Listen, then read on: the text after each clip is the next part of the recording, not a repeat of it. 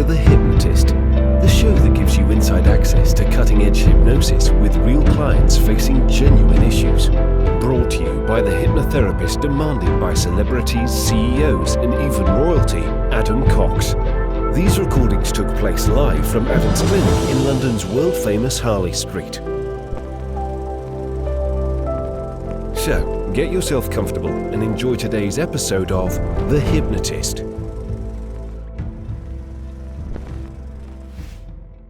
Hi, it's Adam here. How would you like to be exceptional? And not just in the affirmation and feather fluffing way. I'm talking about actually being exceptional. Now, if you think of a normal distribution curve, you've seen that bell curve where it starts off shallow, goes up, and then goes back down. Well, that bell curve represents a normal distribution curve in almost everything. So in intelligence, someone with very low intelligence is at the tail end on this side, and someone that's a genius level is on the other side. And that also applies with people that are very talented or very accomplished or high performers in anything else. So the best musician in the world is exceptional because they're at that tail end. They're going to be in the top 0.1% of all musicians that exist. And someone who is great at photography might be in that top 0.1%. Now, it would be great if it was just based on talent, but actually a lot has been studied into how people become exceptional, and talent isn't enough. It requires a lot of focused work or discipline and clear sacrifice in certain areas to do what's necessary. And the client that I was working for in this session really desired to be exceptional in their career. And they knew that to do that, they would have to be disciplined, structured, they would have to be in a positive mental state. And this almost creates a morning ritual for them to access that state. So a state of exercising in the morning when it's nice and early, getting clear on their objectives, and then bringing that version of them to their workplace to do what would be required in order to be in that top 0.1%, to be exceptional. And a great way of thinking about this is that in order to be at the highest level, in order to have what other people don't have, you have to do what other people can't do. So if you are an average performer, if you are averagely interested in what you do, and you have an average amount of effort, it's highly probable that in that particular area of your life, you're going to be average. Now, to be exceptional, we can look at this as a cause and effect relationship. You would have to do exceptional things in order to be exceptional. And that's the crux of this hypnosis session. Now, hypnosis isn't magic, but it is very good at activating resource states or helping to form the belief systems to create self-fulfilling prophecies. A lot of people have no desire to be exceptional. Where I grew up, which is in the UK, there's this element of almost conditioned and cultural conditioning of who do you think you are? If there was any aspiration to be good or great or exceptional, that almost was seen to be a bad thing. And I think lots of people are carrying these cultural conditionings where they want to fit in, they want to be normal, they don't want to have their head above the parapet. And therefore, it can require courage and a belief in your convictions, not because you think you're better than anyone else. It just means that you have a desire to do good things, impactful things, and make a difference in the world. So if there is a part of you that really craves to be exceptional, in order to get the best out of this hypnosis session, I would encourage you to do two things. One, think of one area of your life that you want to be exceptional. Maybe you want to be an exceptional parent or an exceptional partner or exceptional in your career or your workplace or your business or exceptional at fitness. But for this, just think of one area of your life that you want to be exceptional, the top 0.1% of everyone that exists in that area. And secondly, to give yourself permission to imagine what that would be like, because actually there is less competition to be exceptional than you would think, because most people aren't willing to do what exceptional people do. If you think of an exceptional tennis player, for example, they train hours and hours and hours every day, and they have to go through injuries, and they have to, spend a lot of time with the right nutrients. Most people aren't willing to pay that price to be exceptional in that area, because tennis is just a casual game that they play. So to be exceptional also means to be willing to do what is necessary to get those kind of results. And actually, most people aren't. So you might think it's impossible to be exceptional in this area that you're just thinking about, but actually it's surprisingly easy if you are willing to get absolutely clear on what that would mean and what is highly probable that you would need to do in order to be exceptional in that area. Now, if this appeals, this session will be really useful. It was created for an individual, and for them, being exceptional was in the world of business and client management. So it would mean making lots of calls and doing things like that. That might not apply to what you want to be exceptional in. So just disregard any suggestions that don't quite fit your circumstances. And if you do like the idea of a bespoke session working one-on-one with me, where we get to create a hypnosis session specific to your circumstances, there will be a link in the description, or you can visit my website, adamcox.co.uk. And there you can book a free consultation call, and we can have a chat, and we might end up working together. For now, though, find a quiet, comfortable place where you won't be distracted or disturbed. Relax and enjoy the session.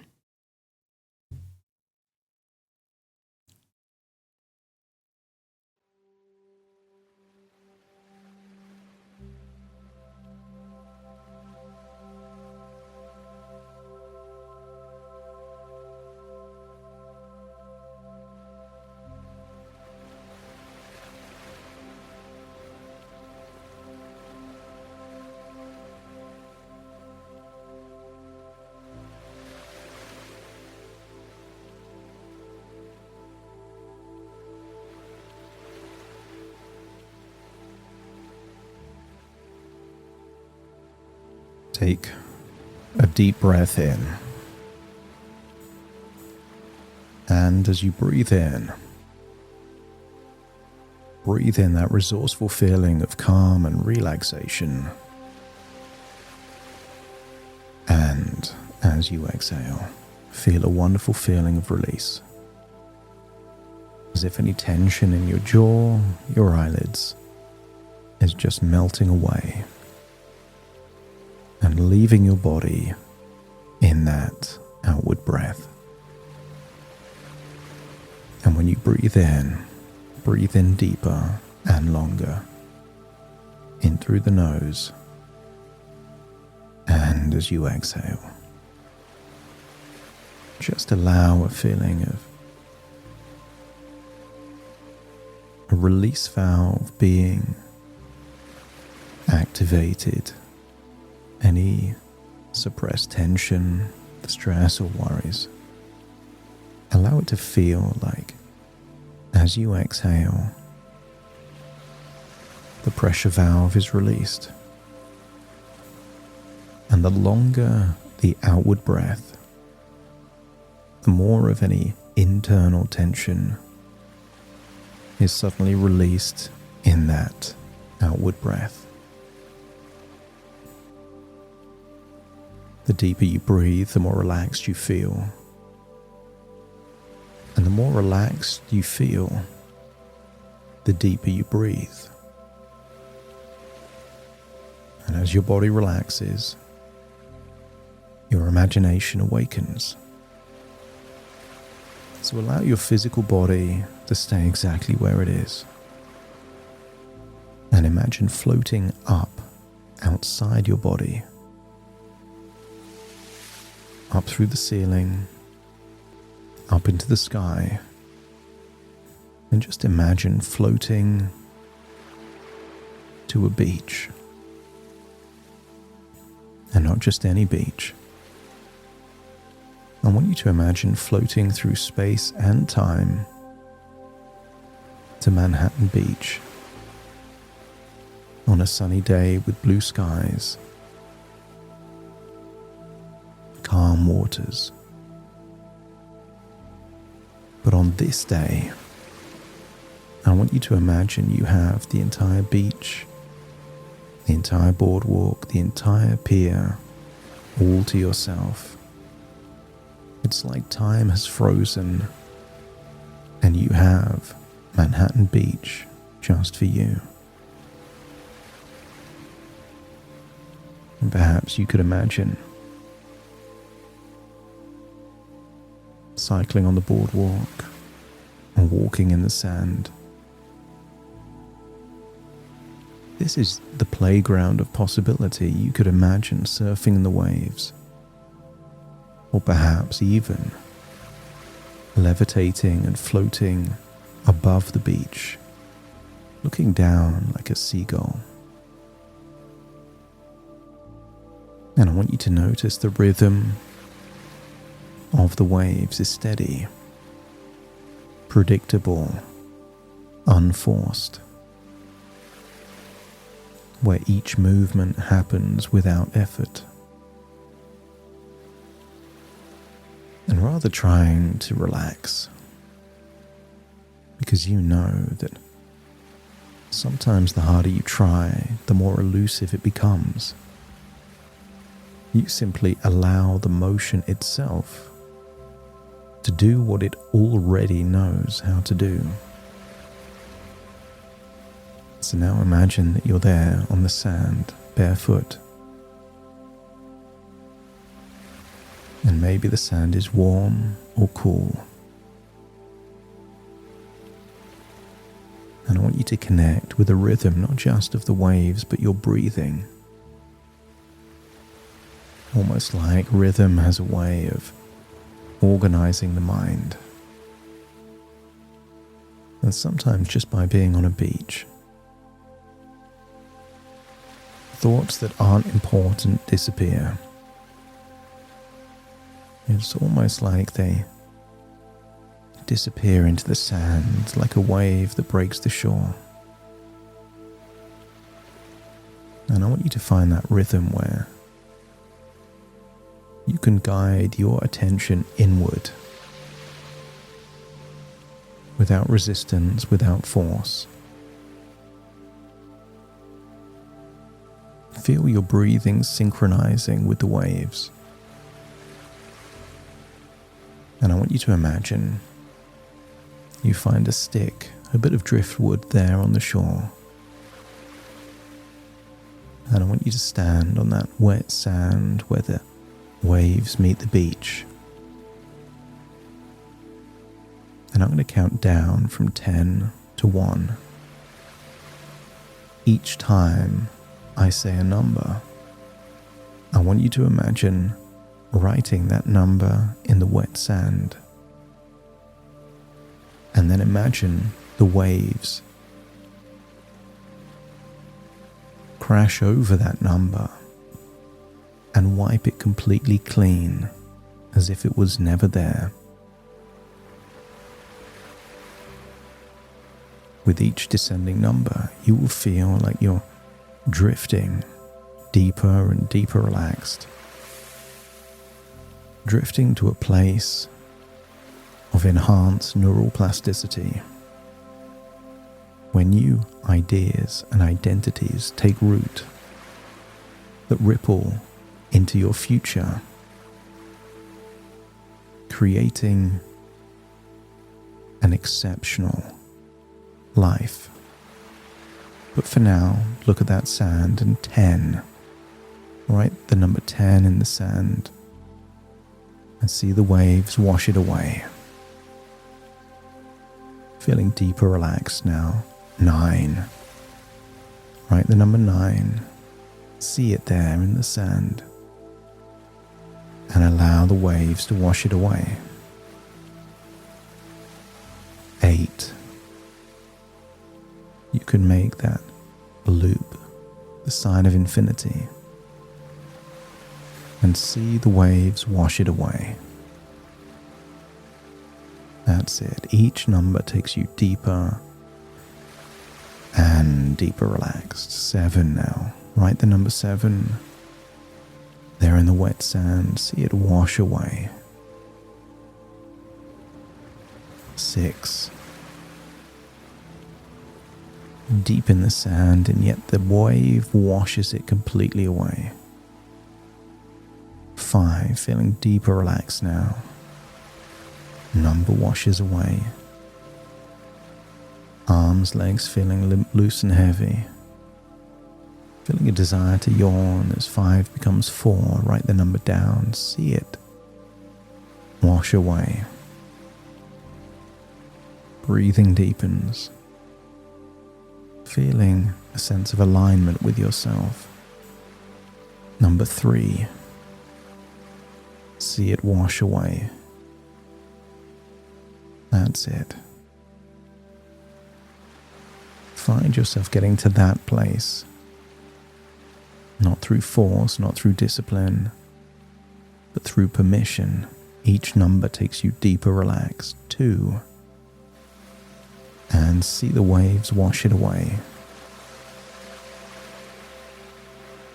But the final number 1, as it washes away, I want you to imagine falling backwards onto a comfortable bed there on that beach and drifting off into a dreamlike sleep. 1, writing the number, the waves wash it away, and imagine falling backwards, head on a pillow, still hearing the sounds of the waves breaking on the shore. Nothing to do, nothing to force, nothing to strive for. That's it. And I want you to connect with an idea. An idea that movement isn't something you're doing. It's something that's happening. You can't remain perfectly still like a statue, even if you tried. Whether the movement is breathing, walking, running, cycling, rowing. Your body already understands rhythm, and your nervous system already recognizes repetition. And sometimes the brain is sneaky. They call it the law of reverse effect. So instead of trying to focus arrives on its own. And as it does, everything unnecessary begins to fade.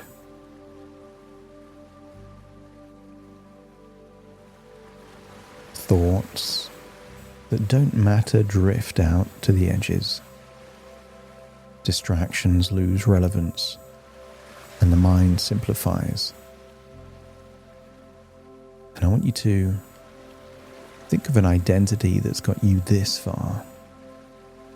An identity built on discipline, being competitive.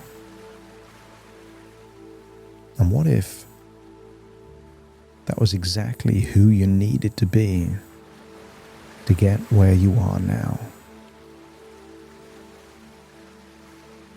And I want you to embrace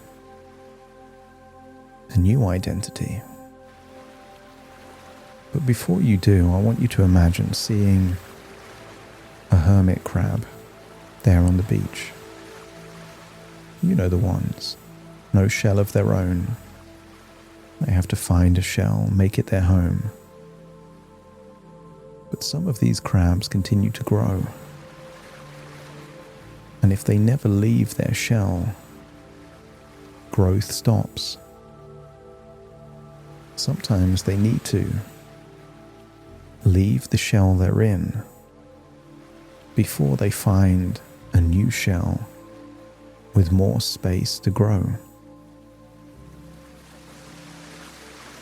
And all of this discipline and competition was exactly what you needed to fill the shell you're in.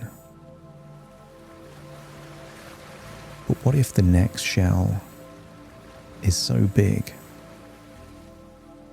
and it requires you to do things to another level but not through force, not through rigidity, but through growth and aspiration. I want you to imagine seeing that hermit crab leave a normal shell, and it discovers a shell made of solid gold twice as big as before, and engraved upon that new shell is a word: exceptionalism. The hermit crab knows. To be exceptional, they need to leave what feels comfortable and step into something that seems beyond the level that they were experiencing before. And I wonder if you can connect, not to the behavior of being exceptional, but to the identity of being exceptional. That it exists at a structural level, almost hardwired into your DNA. And that structural exceptionalism is not about intensity. It's about clarity and doing what would lead to the inevitable. And now, without effort, you begin to recognize something profound within. Not as an idea, but as a core sense of who you really are deep within. When you think back at previous careers, new things you've learned, the challenges you dare to take, you come to an intuitive conclusion. You are structurally exceptional. And exceptional does not mean impressive. And exceptional does not mean intense. And it certainly doesn't mean that you're perfect. Exceptional means that you're not relying on motivation, because your rituals, routines, and habits ensure that you are exceptional. Your behavior and your choices happen while others would talk themselves out of them. Your standards remove choices rather than create pressure. And you don't need to wake up disciplined. You wake up aligned with your exceptional self. And as this identity starts to feel like a new home, I want you to imagine how mornings will work now. I want you to imagine what an average or mediocre person, what time do they wake up? What do they do? And what time feels like it would be the ideal time to wake up for someone exceptional? And maybe there's a number. Perhaps a window of time between 5 a.m. and 6 a.m. that it feels aligned to being exceptional. And when the alarm sounds to wake you up, the average would hit the snooze, the exceptional lean in. Lean into any sensation. They wake up tired. It's the exceptional that do what needs to be done whether they feel like they have the energy or not. And if you wake up with energy, that's just further evidence of how exceptional you are. I want you to feel that you are starting to calibrate and connect. That your body understands these circadian rhythms.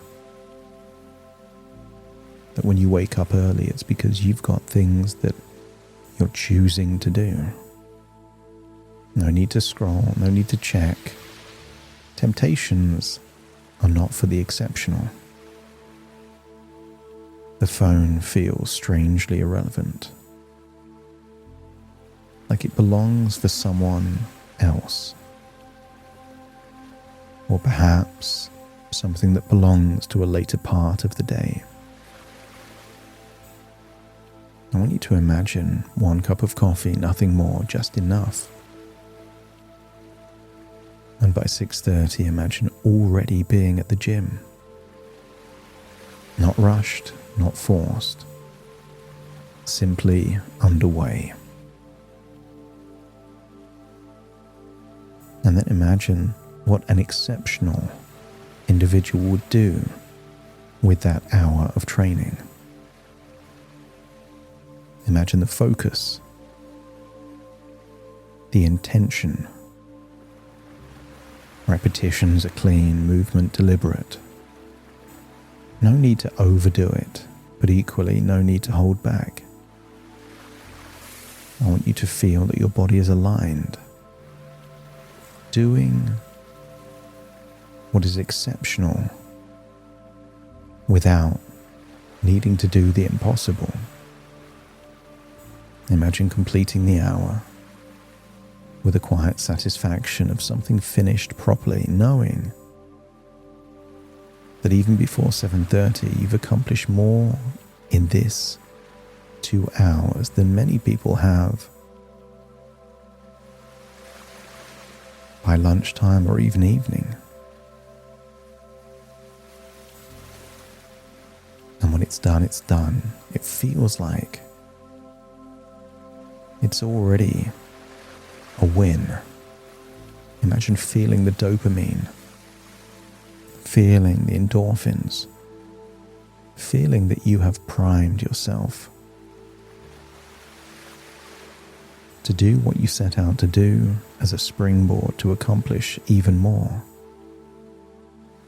The training energy stays in the gym, and the work mode brings out a different intensity.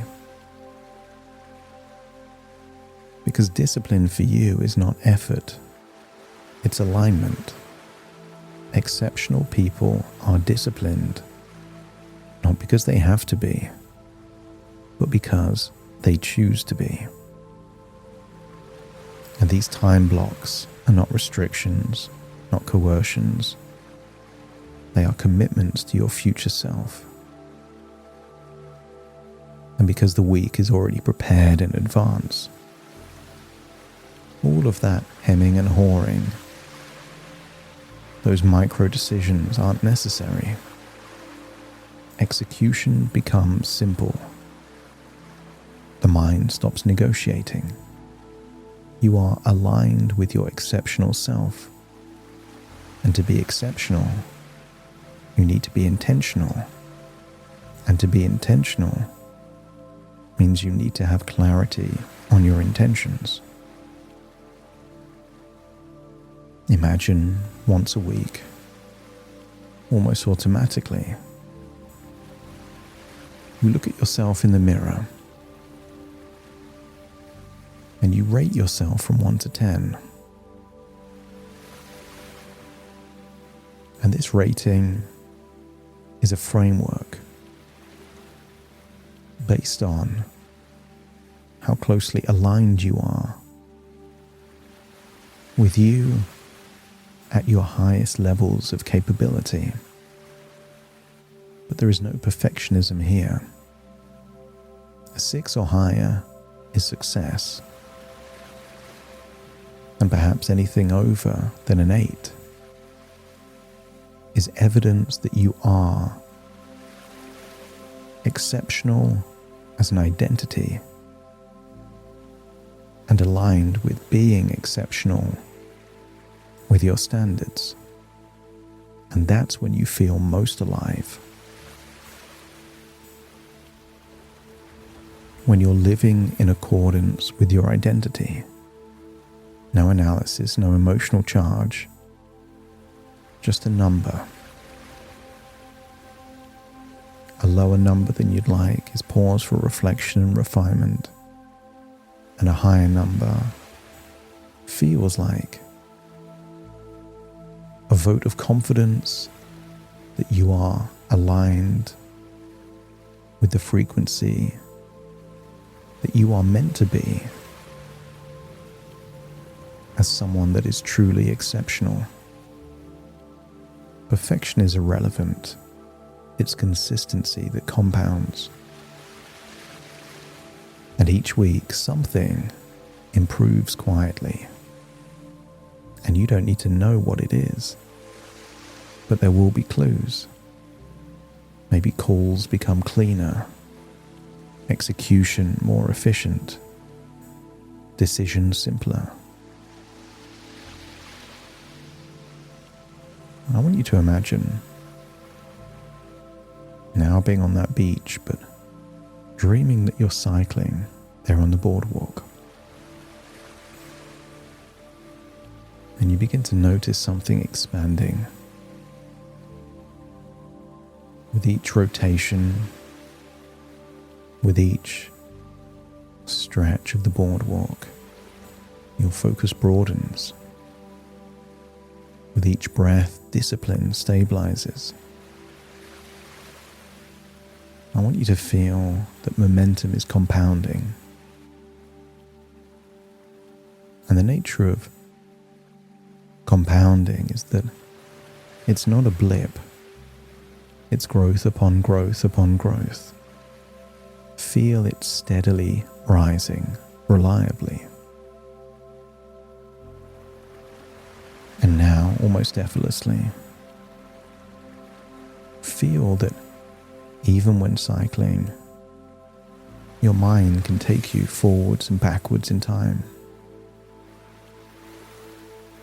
You can remember renting a room that becomes a beautiful apartment.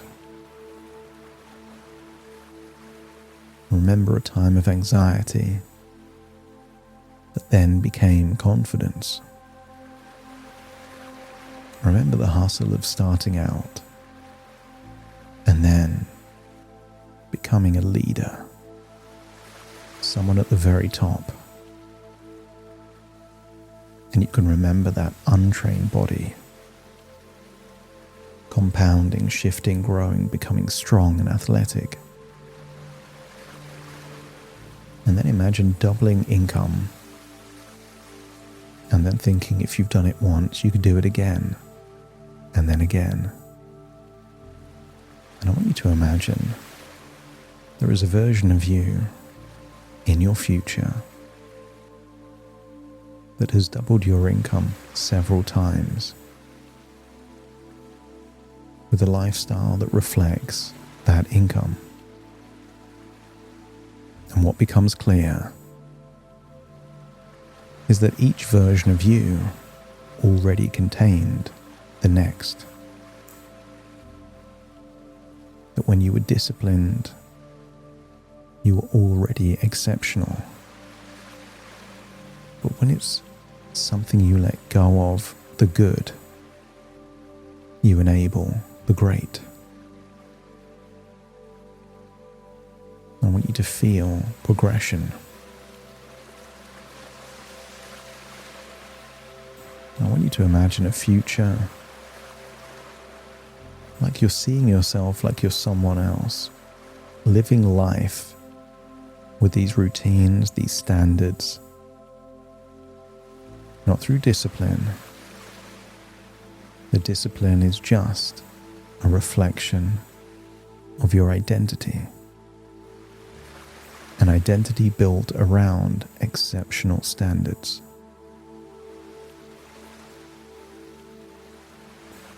And I want want you to think of landmarks, buildings, a mid-century modern home.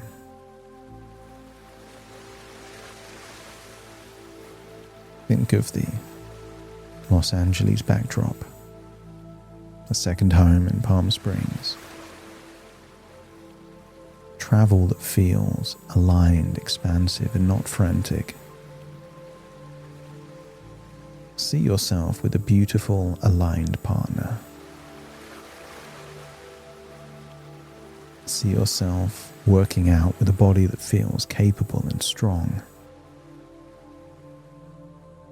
That's it. And these aren't goals. I want you to feel that they're milestones on your journey. The inevitable outcomes of living an exceptional life. And you're already moving in exactly the right direction.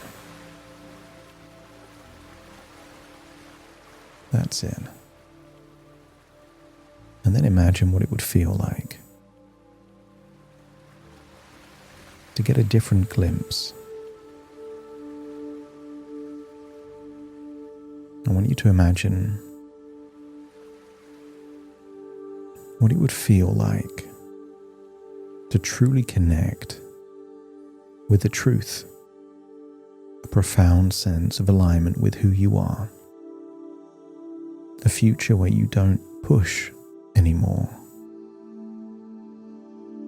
You proceed in accordance with your identity. You operate at an exceptional standard, a standard that feels quiet, inevitable, and stable. For others, it looks like extreme discipline. It looks like struggle. But for you, it doesn't feel that way. That morning discipline happens even before you think. Execution unfolds without friction, and growth continues without urgency. Ask yourself the question: when you live truly in accordance with the exceptional version of yourself, isn't it the case that all those goals become the side effect rather than the intention? When you live in accordance with who you truly are, great things happen. Exceptional things happen to those people that are exceptional. I want you to imagine what it would feel like to cycle back to the beach and see someone that looks just like you, lying on a bed there in the sand. And then imagine leaving the bike, stepping into that version of you, leaving the bed and paddling in the wet sand, and just feel a wonderful connection. I want you to feel like you've awakened in the new identity. And that identity still contains that competitive edge, that discipline. But it's a side effect of being someone that lives exceptionally. It's time to leave this place, but take this new identity and clarity with you. So take a deep breath in through your nose and out through your nose. Just wiggle your fingers, wiggle your toes. Connect and calibrate into the here and the now as I now count from 1 to 10 to awaken you. Starting to count. 1, 2, 3, waking up. 4, 5, 6, more alert. 7, 8, open your eyes, open your eyes. 9, 10, wide awake, wide awake, wide awake.